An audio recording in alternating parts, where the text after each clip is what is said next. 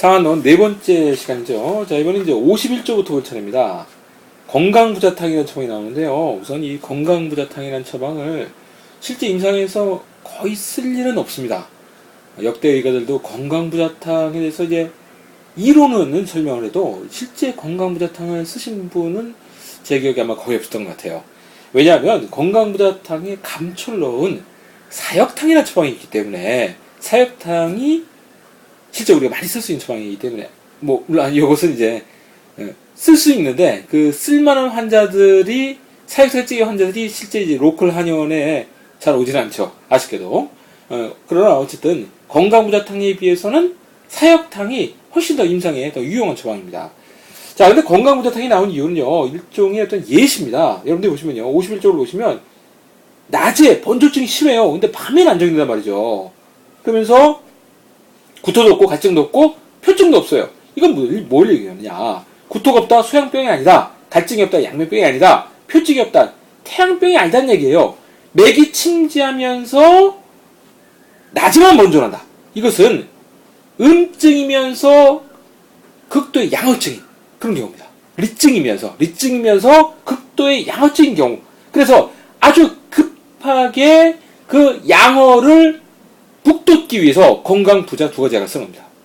그런데 실제 우리가 임상에서 쓸 것 같으면 감초를 넣어서 쓰는 것이 더 좋죠. 왜냐하면 감초를 기본적으로 보호하는 약입니다. 보호해주는 약이에요. 비토를 보호해주는 약이면서 그 약 안에는, 감초 안에는 또 급박한 증세를 완만하게 완화시킬 수 있는 그 힘이 있죠. 급한 증상에 시간을 늦춘다는 것, 완만하게 그 시간을 급박한 증상을 완화시킨다는 것은 대단히 중요합니다. 응급 상황에서. 그래서 우리가 감초가 들어간 사육탕을 실제 쓰게 되죠. 여기서 이제 극도의 양어증의 예시를 들어놓은 겁니다. 자, 그다음 52절 보시면 이제 진무탕이 나오는데, 진무탕이 실제 조무는 몇 개 되지 않지만, 이것이 사실상 음병의 어떤 잡병, 여러 가지 잡병 상황에 있어서 가장 많이 쓰일 수 있는 처방이 바로 진무탕입니다. 진무탕은 또 강력한 치료적인 의미를 가지고 있어요. 보호해주고 이런 데서 끝나는 것이 아니라 건중탕처럼 그냥 보호해주는 보호해주는 정도의 어떤 그런 현상이 끝나는 것이 아니라 아주 적극적으로 치료를 해줍니다. 그러면서 잡병, 음병이면서 리병이면서 몸 안에 물이, 숨이 고여서 울체가 돼서 그것이 여기저기 나타나는, 여기서 여러분들이 보시면 이제 동계, 어지럼증, 몸이 떠드는 증세, 이런 증세를 쓴다고 되어 있죠. 그러나 여기서 끝나진 않습니다.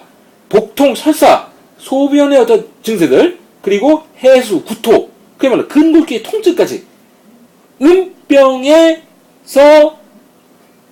리병에서 숨이, 물이 울체돼서 나타나는 각종의 잡병 증세들을 다스릴 수 있는 아주 대표적인 처방이 바로 진무탕입니다.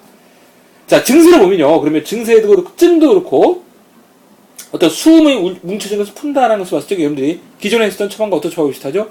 연계출감탕은 상당히 유사합니다. 그런데 연계출감탕이 이를테면 겉에 병이 아직 얕은 병을 다스리는 것에 장점이 있다면, 진무탕은 좀 더 깊은 병, 좀 더 몸의 아래쪽 깊은 병을 다스리는데 진무탕의 장점이 있습니다.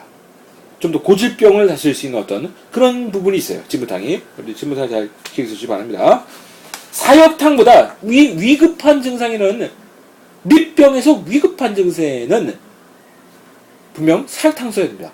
그렇지만 위급하지 않고 완만하게 나타나는, 다양하게 위급하지는 않지만 우리가 사람이 삶을 사는 데 있어서 굉장히 불편한 여러 가지 증상을 유발하는 그런 증세들을 해소하는 데는 사역탕보다 진무탕이 훨씬 더 쓸 일이 많습니다. 자, 53조에 보면요, 여기서는 이제 리병과 표병이 두 가지 같이 있어요. 그래서 여기서는 리병이 더 급하기 때문에 사육탕을 써서 먼저 리병을 치료하고 그 다음에 표병, 이 증세에 나와 있는 것을 보고 게시탕을 썼다라고 되어 있습니다. 그러나 여기에 꼭 옮길 필요는 없습니다. 우리가 실제 리병이 있어도 표병, 그 병의 원인이 또는 병소가 표에 있기 때문에 표병을 치료함으로 해서 리병을 치료하는 그런 경우도 우리가 과거 의안에 보면 종종 나옵니다. 대표적인 경우가 이제 일본 의가인데, 일본 의가 중에서 나카카미 킨키라는 분이 있어요. 근데 그분의 의안이 또 여러분들이 잘 아시는 환해하기도 실려 있습니다. 심한 이질설사에 게시탕을 대체로 써서 게시자기를 대량으로 써서 계지탕을 써서 심한 이질설사를 고쳤다는 그런 대목이 나옵니다. 자, 이런 것들이 표병을 치료함으로 해서 리증을 치료하는 그런 예죠.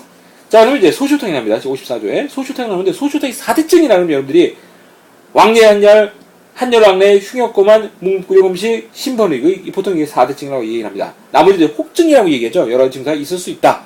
소쇼탕의 증이 소양병의 증이 워낙 다양하기 때문에 여러 가지 증세들이 나타나죠. 근데 여기서 여러분들이 제가 얘기했던 소쇼탕의 4대증 중에서 가장 중요한 것이 무엇일까요? 저는 묵묵부령 음식이다 라고 봅니다.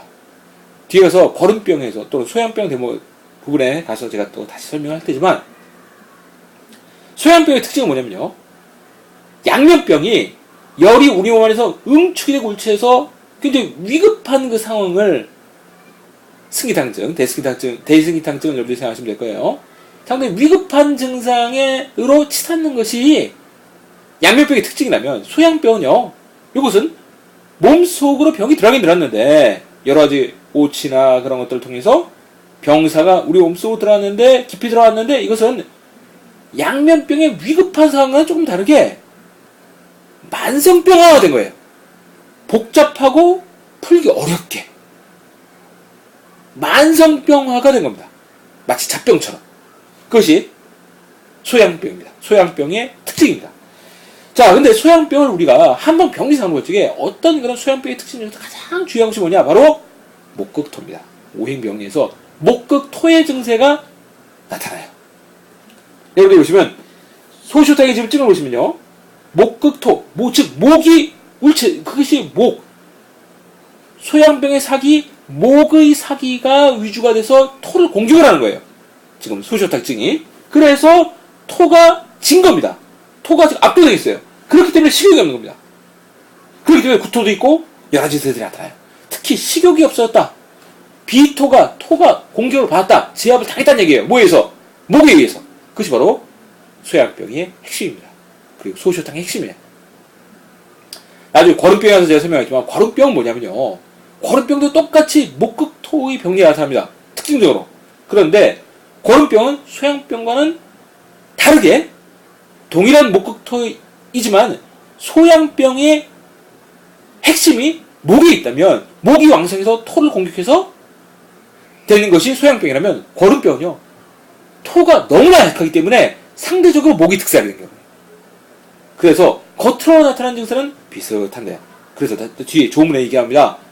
소곤중탕을 썼다가 안되면 소쇼탕을 써라. 이런 내용이 나와요. 이건 뭐냐면요. 소곤중탕증과 소쇼탕증이 거의 동일하다는 얘기예요. 나타나는 증세가. 소곤중탕은 우리가 보통 이제 태음병에 쓰는 처방이다 이렇게 알고 있는데 소곤중탕은 이제 거름병에도 우리가 쓸 수가 있습니다. 거름병의 증세와 소양병의 증세가 겉으로 나타나기에 거의 비슷하게 나타나요. 왜냐면 동일한 목극토의 병리에 기반하고 있기 때문에. 하지만 그걸 그 내면을 보면 그 이유를 보면 원인을 보면 둘은 반대입니다. 서로 대조적이에요. 동일한 목극토처럼 보이지만 소양병은 목의 사기가 예를 들면 목의 사기가 위주가 된 실증 경향의 병이 소양병이라면 거름병은 토의 허증이 위주가 된 증세입니다. 자, 55조로 가시면요. 55조에 보면 이제 또 소쇼탕증이 납니다. 그래서 이 소쇼탕증에 보면 여기서 55조에 보면 신년 오픈이라고 했어요. 태양병입니다. 경한강도로병. 협화만은 이제 소양병이에요. 수조곤이 갈. 이것은 양면병입니다. 삼양합병에 우리가 쓸 수 있는 처방이 크게 두 가지입니다. 하나는 소쇼탕, 하나는 양면병에 쓰는 백호탕. 이 두 가지를 우리가 삼양합병, 태양병, 양면병, 소양병이 세 가지 같이 있을 때 그 두 가지 처방 중에서 하나를 쓸 수가 있어요. 자, 이 소쇼탕을 즉 소양병의 단계에 들어온 그 병사를 풀어줌을 해서 나머지를 자연히 풀게 해주는 이것이 이제 후대 청나라 때 의서에 가면요. 예를 들면 석실비록이니 부청주 의선이 이런 데 볼 것 같으면 몸 안에 울체가 있는데 치간암으로 해서 간을 풀므로 해서 나머지 인체의 모든 증세를 풀어낸다라고 얘기한 것이 바로 여기서 나온 겁니다. 이 상한론에서 소쇼탕으로 후세방용으로 표현한다면 간의 울체, 간우를 풀음으로 해서 전실의 증세 여기서 이제 삼양병의 증세였는데 전실의 증세를, 전실의 울체를 다 풀어내는 그 이론이 바로 여기서 나옵니다. 자, 56조에 볼 거거든요. 여기서는 이제 아까 제가 했던 증세가 똑같아요. 양명이 삽하면서 음맥이 현하단 말이죠. 근데 먼저 소곤유탕을 써요. 그 다음에 낫지 않으면 차도가 없어요. 그때 소주탕을 쓰는 겁니다. 여기서 양맥이 삽하다는 것은 비위가 약하다는 의미고요. 음맥이 현하다는 것은 간목이 성하다는 얘기예요. 그런데 먼저 소곤유탕을 쓴 이유는요. 비토가 약하고 목이 성한 그 목극토의 상황을 지금 얘기를 하고 있는데 먼저 소곤유탕을 쓴 이유는 일단 허증 처방을 쓴 겁니다. 왜냐하면 이게 실증일지 허증일지 분간이 안 간단 말이에요. 그런데 만약에 허증인 경우에 강한 실증의 처방을 쓰면 소시오탕은요 기본적으로 실증 처방입니다. 소시오탕의 원방에 시오가 들어가는 양이 한 첩당 3돈이에요. 상당히 많은 양입니다. 시오를 3푼, 5푼, 한 돈 쓰는 것은 별로 문제가 안 되는데 2돈, 3돈, 3돈 정도까지 올라가게 되면 굉장히 강한 약이 됩니다. 그 시오 자체가 굉장히 강한 약이기 때문에 실증을 푸는 약이 돼요. 기본적으로 소시오탕은 인삼이 아무리 들어있어도. 그런데 만약에 극도의 허증 고름병인 상황에 강한 소시오탕을 쓰게 되면 잘못하면 크게 사고가 날 수 있습니다. 그런데 반대로 만약에 이게 실증이었다. 소시오탕증이다. 근데 나의 실수로 소곤융탕 보호하는 처방을 썼어요. 물론 부작용이 납니다. 사이드 납니다. 그러나 심하지 않아요. 아까 허증에 강한 실증약을 써서 큰 사고에 나는 것에 비하면 실증에 잘못 허증약을 쓴 정도는 아주 가벼운 사이드에서 끝납니다. 그렇기 때문에 먼저 소곤유탕과 같은 정말 척추시적 분간이 안 갈 때는 소곤유탕과 같은 보호하는 약을 먼저 투약을 해보는 거예요. 그래서 맞으면 다행이고 안 맞으면 이것은 이게 아니면 이 소곤유탕증이 아니면 분명히 이것은 소시오탕증이다. 목극토의 상황인데 이것은 허증이 아니라 실증이었구나. 이렇게 확증을 하고 소시오탕을 줄 수가 있는 겁니다. 자, 이것은 우리가 후대에서 또 마찬가지로 허증과 실증이 정말 분간이 안 갈 때 허증을 위주로 다스리라라고 하는 그 이론에 또 근간이 됩니다.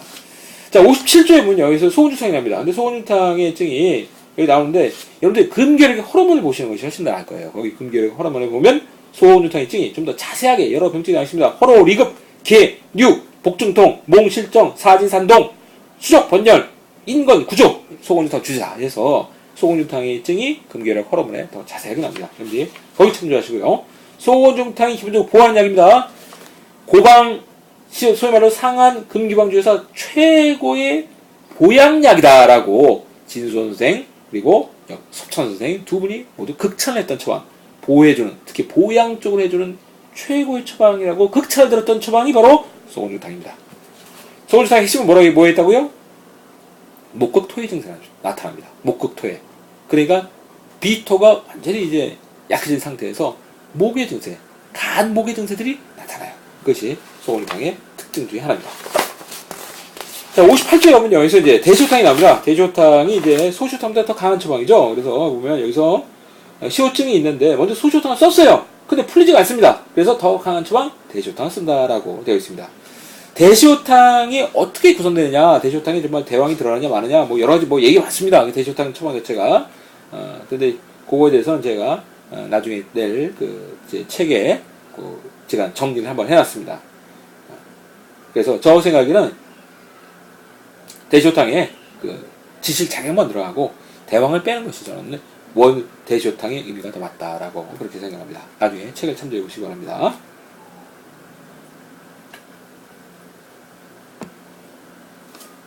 네, 59조에 볼 것 같으면 여기서는요, 시오가 망초탕이 납니다. 시오가 망초탕 우리가 사실 거의 뭐 쓰는 처방은 아니죠. 있습니다. 60페이지에 도익승이탕이 납니다. 이 도익승이탕이 보통 3승이탕이다 해서 조익승이탕, 소승이탕, 대승이탕 얘기하죠. 근데 도익승이탕은 같은 승이탕의 이름이 붙었음에도 불구하고 요 나머지 승이탕과는 조금 한 발 옆으로 이렇게 위치가 돼 있어요. 도익승이탕은 이제 어혈을 푸는 처방으로 후대에도 꼭 뭐 상한 처방이라고 그렇게 생각이 되지 않고 후대 어혈 푸는 약으로 굉장히 다용이 됩니다. 많이 다용이 돼요. 그러면 왜 같은 승기탕에도 불구하고 분명히 여기 조이 승기탕이 기본이면서 거기에 도인과 계지가 들어간 처방이 바로 도익 승기탕이란 말이죠. 근데 왜 도익 승기탕은 이렇게 부담 없이 어떻게 보면 상대적으로 이렇게 자유롭게 부담 없이 막 쓸 수가 있었을까요? 그럼요. 도익 승기탕 자체가요. 아까 얘기했던 도인과 계지에 있습니다. 즉 도인의 윤한 그 양력이 원래 승기탕이 좋아하는 그것을 완화시켜줘요. 계지의 따뜻한 약성이 원래 승기탕의 찬 약성을 그것을 중화시켜줍니다. 그래서 이 도인과 계지가 들어가서 순환을 좀 더 잘 시키면서 어혈을 푸는 쪽으로 특화되는데 약은 본래 승기탕보다 훨씬 더 부드럽게 그렇게 구성이 됩니다. 그래서 도액승기탕을 많이 쓰게 되죠. 그렇다고 해서 여러분들이 도액승기탕을 뭐 20첩씩 쓴다는 것은 제가 볼 때 좀 그것은 맞지가 않습니다. 도액승기탕이 비교적 부드러운 처방이긴 하지만 역시 마찬가지로 도액승기탕도 뭐 이를테면 이틀, 3일 정도 이제 쓰는 처방이지 그것이 뭐 10일, 20일 이렇게 쓰는 처방은 아니죠. 물론 이제 그렇게 쓸 경우 꼭 써야 될 경우도 간혹 있을 수도 있습니다만 일반적으로 대부분의 병세를 치료할 적에 이런 처방들은 도액승기탕은 대승기탕, 소승기탕, 조이승기탕보다는 더 부드럽지만 그래도 역시 며칠분 정도 처방하는 그런 처방이지 오래 쓰는 처방은 아닙니다. 시호가 용골보리탕이 납니다. 이게 신경전축과 증상을 가라앉히는 처방 중에서 산후 처방 중에서 대표적인 것이 이제 계지가 용골보리탕 또 시호가 용골보리탕이죠. 근데 계지가 용골보리탕은 허증의 어떤 그 정신 불안 그런 것들을 이제 가라앉힌다 매우 뛰어나고 이 시호가 용골보리탕은 실증에 그야말로 이제 소쇼탕 실증의 어떤 그런 정신 불안을 가라앉히는데 또 뛰어난 효과를 보이고 있는 것이 시호가 용골보리탕입니다. 자, 62조에 보면요. 여기서 계지거 작약과 축칠 용골 모료 용골 구역탕 이렇게 나오는데요. 여기서 보면 이제 뭐 불에 의해서 이제 화법, 뭐 뜸이나 이제 그 화침 뭐 이런 걸로 이제 치료받아서 악화된 경우 그래서 또 그것 때문에 놀라서 옛날에 그 침이 굉장히 굵었잖아요. 그래서 그거에 너무 이제 놀라서 이 정신 증세 왔을 적에 불면증이나 여러 가지 불안장애 같은 게 왔을 적에 이 계지거 작약, 축칠 모료 용골 구역탕 을 쓰라고 되어 있는데요. 여기서 보면 이제 계지거 작약탕을 계지탕에서 작약을 뺀 이유는 여러분들이 아까 제가 저번 시간에 얘기 드렸듯이 여기서 이제 흉부의 어떤 양어 그쪽으로 집중을 하기 위해서 작약을 뺀 거죠. 충분히 이해가 가는데 촉칠은 사실 맞지가 않아요. 촉칠은 이것이 약이 잘 맞지가 않습니다. 이것은 약이 무슨 세요. 독성이 있고 센 약이고 찬약입니다. 그래서 계지탕의 어떤 본래 의미가 잘 맞지가 않아요. 그래서 굳이 촉칠은 넣을 필요가 없다라고 보여집니다. 그러고 보니 결국 이제 계지거 작약가 용골모료 구역탕, 용골모래탕인데 그럴 것 같으면 제가 볼 때는 사실 이 구역탕, 그냥 계지가 용골모래탕이 쓰는 경우가 훨씬 더 많다고 그렇게 생각합니다. 쓸 경우가 훨씬 더 많다고 생각합니다. 그리고 이제 상한노래 보면요. 계지 용골 모래 구역탕. 계지 뒤에 보면 이제 계지 감초 용골 모래탕 이렇게 납니다. 여러분들이 흔히 알고 있는 계지가 용골 모래탕은요. 그것은 근교약 호르몬에 나와요. 저 개인적으로는 저는 이제 계지가 용골 모래탕 주로 씁니다. 자, 그 다음에 63조는 여기서 이제 넘어가고요. 여기서 이제 오치입니다. 오치로 해서 잘못된 경우를 얘기했고요. 64조에 가면 계지 가게탕을 얘기합니다. 계지탕에다 계지를 더 더해요. 계지가 더 필요한 증서죠. 여기서 이제 상충, 이제 분돈, 어떤 상충하는 분돈이 상충이잖아요. 이제 위로 막 박동이 오르는 그 증세가 이제 분돈인데 일종의 불안장이죠. 근데 꼭 분돈의 계지가게탕이다. 또는 뭐 상충 증세의 계지가게탕이다. 이렇게 생각할 필요는 없습니다. 제가 볼 때. 그렇게 너무 좁게 생각하지 말고, 계지탕인데, 계지가 더 필요한 사람인 거예요. 이 사람은.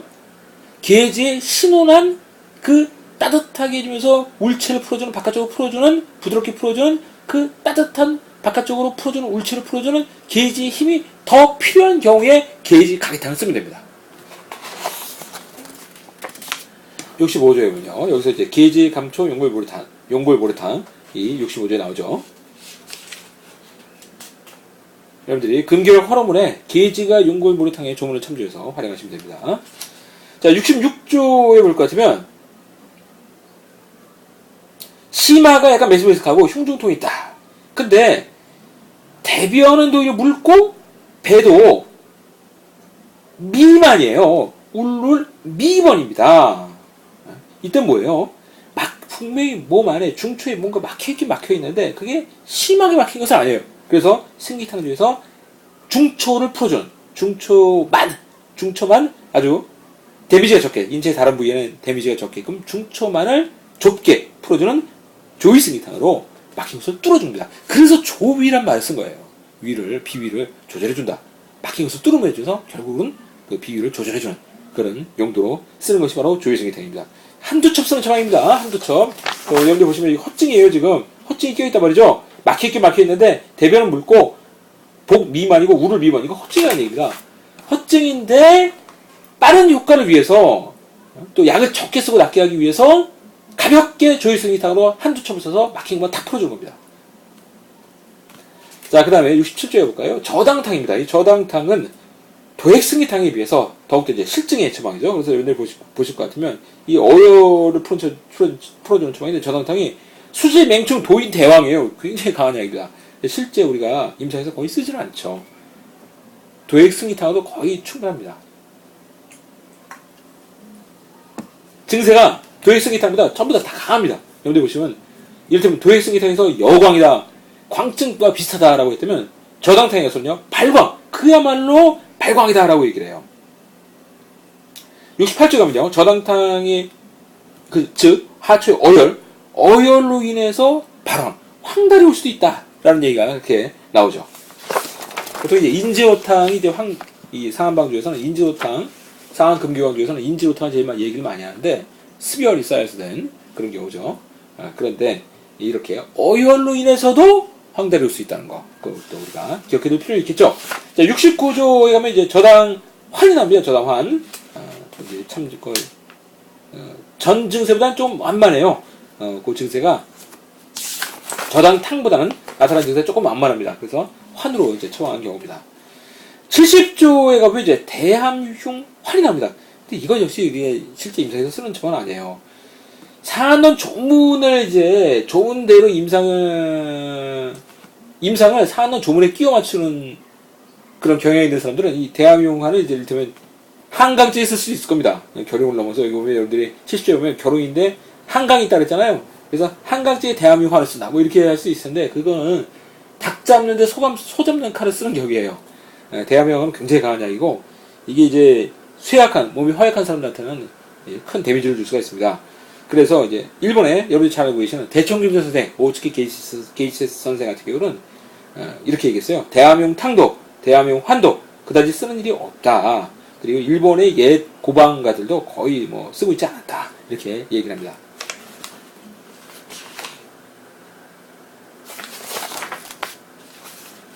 자, 71조를 가보면 전반부는 이제 대함흉탕을 쓰는 증상을 얘기하고 있고요. 후반부는 이제 인진호탕을 쓰는 그런 얘기를 하고 있습니다. 자, 72조에 갈 것 같으면요. 72조에 보면 여기서도 이제 대함흉탕이 또 나옵니다. 계속 나오는데 이제 결흉이고 열이 뭉쳐서 맥이 이제 침기나다. 이제 굉장히 뭉쳤다는 얘기예요. 그것을 이제 푼다라고 하겠습니다. 73조에 가게 될 것 같으면 요거에서 우리가 좀 볼 필요가 있는 게요. 이게 이제 처음에 대시호탕 쓰는 경우가 나오죠. 73조의 앞부분에. 근데 그 뒷부분에서 보면요. 대함흉탕을 쓰는데 대함흉탕을 제가 쓰라는 얘기는 아닙니다. 근데 결흉에서 무대열이라고 그랬어요. 그러면서 두 미한 출자다라고 그랬습니다. 그럴 때 대함흉탕으로서 주재한다라고 얘기했는데 이게 열이 아주 아까 했던 대로 뭉쳐진 그런 결흉인데 열이 아주 응축된 그런 증세인데 오히려 겉으로는 열이 없어요. 이런 경우 이제 보통 우리가 뭐 열골증이다 이렇게 얘기하죠. 예를 들면 사역산증 같은 경우 뒤에 나오겠지만 사역산증 같은 경우에 속에 이제 열이 뭉쳐 있어서 손발은 싸늘하다 이렇게 얘기를 하죠. 의외로 이런 경우가 임상에 자주 있습니다. 열이 뭉쳐져 있기 때문에 겉으로는 추위를 탁게 되는 경우. 여기서처럼 뭐 대함흉탕처럼 어떤 결용, 뭐 요즘 따지면 뭐 심장질환이 있으면서 겉에 이제 싸늘하게 나타나면 뭐 이럴 땐 굉장히 중증이겠죠. 그런 경우는 이제 우리한테 이렇게 우리 볼 기회가 이렇게 많지 않은데 그런 이제 중증의 경우를 제외하고 이를테면 아까 사역산증을 얘기 드렸지만 소요산증 같은 경우에 소요산증은 굉장히 우리에서 많이 오죠. 근데 소요산증 같은 경우에 속이 이제 이를테면 화병이 있는데 몸은 겉으로는 추위를 타요. 근데 실제 병의 원인은 그리고 병을 치유해야 되는 핵심은 그것은 열증입니다. 그걸 이제 풀어야 되는 그런 경우는 말이죠. 자, 이런 것들도 우리가 이 대한명탕 조문 같은 걸 통해서 우리가 또 속은 정말 열증인데 겉으로는 이렇게 열이 별로 없는 오히려 반대의 한증이 나타나는 그런 경우가 있을 수 있다는 그런 것을 우리가 알 수가 있죠.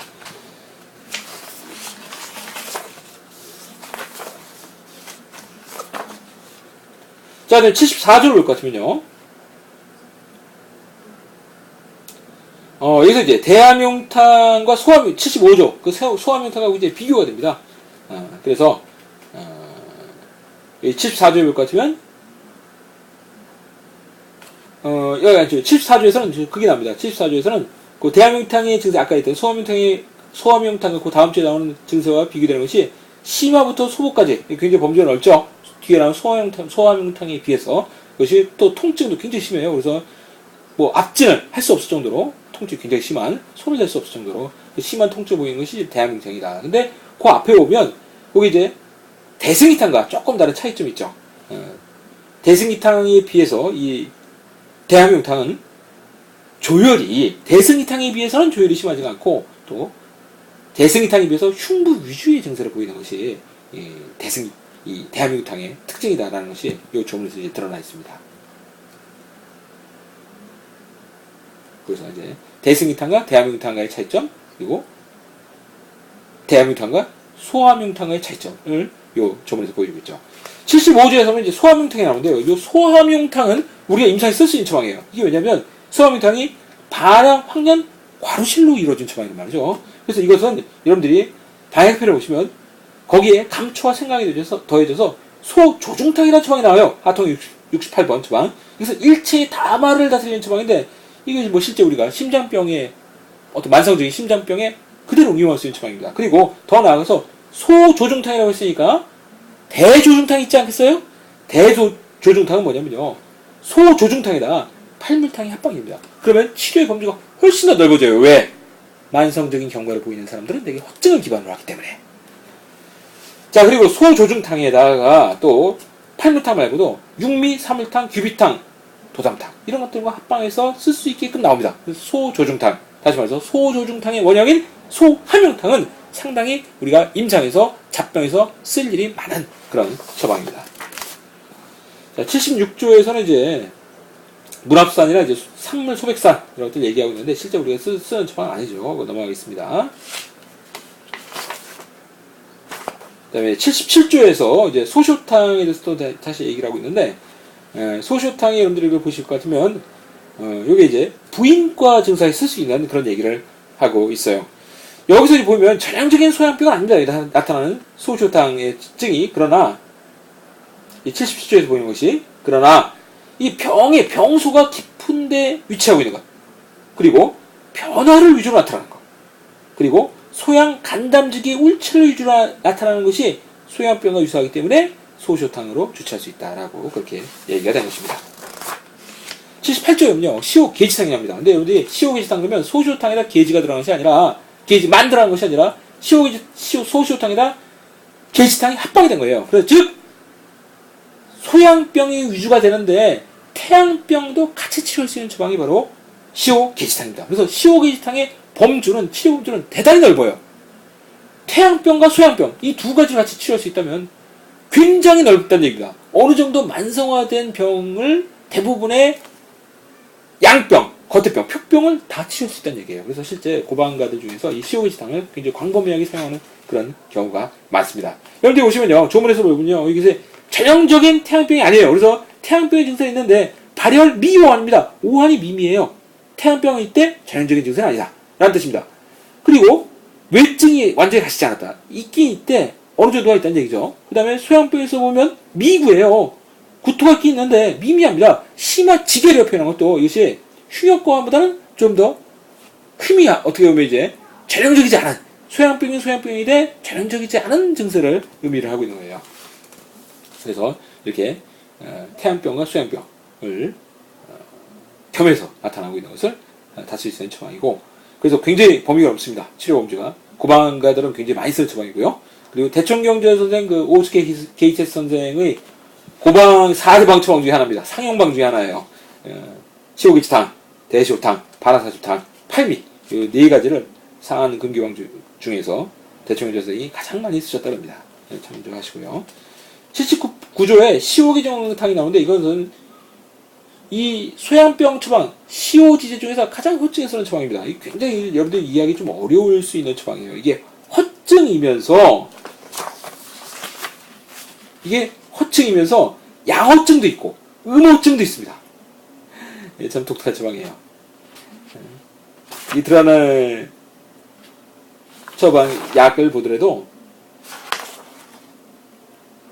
이게 소시오탕에서 반화임상이 빠지고 게이지 건강이 들어가면서 특이하게도 천화분과 모류가 들어가는 처방이에요. 생강 대조도 빠지고요. 그래서 후대에 이 시오기 정황탕은 의외로 활용이 잘 안 됩니다. 왜냐하면 뒤에 나오는 후대 발전된 처방들이 더 요런 경우에 쓸 수 있는 더 좋은 처방들이 많기 때문에 이 시오기 건강탕은 어떤 의미에 있어서 소양병의 가장 허증에 쓰는 처방이다. 상한방 중에서 그런 의미는 있지만 그래서 해설은 다 해놓지만 실제 거의 쓰이지는 않아요. 제가 이제 결론적으로 얘기 드리면 이 시오기 정황탕은 소양병의 허증, 그러니까 소양병인데 이제 약한 그 소양병에서 기혈양어예요. 기도 기허면서 혈어해. 그 두 가지의 허증이 다 가진 상태에서 역상하는 증세가 나타납니다. 역상하는. 위로 치미로 오는 그런 증세가 나타날 때 쓸 수 있는 처방이 바로 시오기지 건강탕입니다. 자, 80조에 오면 이게 여러분들 보시면 조문에서 보면요. 미오한하면서 수족냉이에요. 그러니까 속에 분명히 이게 소시오탕이 증인데 소양병의 단계인데 열증인데 그런데 겉으로는 한증이 나타납니다. 그러면서 심한 구불욕증, 특히 대변경, 그래서 변비란 말이죠. 변비입니다. 그게 나타났는데 그때 소시오탕을 써서 풀어버린다는 얘기예요. 자, 여기서 말하는 게 뭐냐면요. 이 소시오탕이 증이 몸 안쪽에 깊이 병소가 있는 거잖아요. 심한 구불욕식, 대변경, 변비 같은 것들이 이런 것들은 소양병의 열이 안에서 울체했다는 그런 얘기입니다. 열이 울체했기 때문에 바깥쪽으로는 찬증세, 골증이 나타나게 된 거예요. 여기도 두환도 나오는데 두환은 몸 안에 울체된 열이 위쪽으로만 뻗어서 나타나는 증세입니다. 자, 소시오탕은요, 몸 안에 이 울체된 열을 그야말로 화해시키면서 풀어내는 그런 효능이 있어요. 그래서 분명히 소시오탕은 하지가 아닙니다. 변비 쓰는 약이 아니에요. 변비를 치료하는 목적으로 쓰는 약이 아닌데 이 몸 안에 있던 소양병의 울체된 열, 울열이 풀리면서 자연적으로 대변이 납니다. 그래서 여러분들이 여러 이제 의학을 보다 보면 특히 부인과의 아주 고질적인 변비, 이 변비가 참 심한 사람들 잘 낫지가 않죠. 부인과 증세 중에서 아주 고질적이고 오래되고 심한 변비에 소요산을 쓰면 대단히 효과를 보는 그런 경우가 의안에 나와요. 종종 나옵니다. 자, 그런 것들이 바로 이 조문에서 나온 얘기입니다. 속에 있던 울체된 열을 풀어주면서 자연적으로 겉에 어떤 골증, 한점부터 해서 여러 가지 속에 있었던 여러분들 보고 계시는 심한 부불욕식, 그러니까 어떤 소화기 장애 그런 것부터 해서 변비까지 다 한 번에 풀리게 되는 그런 경우가 바로 이 조문에서 출발된 겁니다.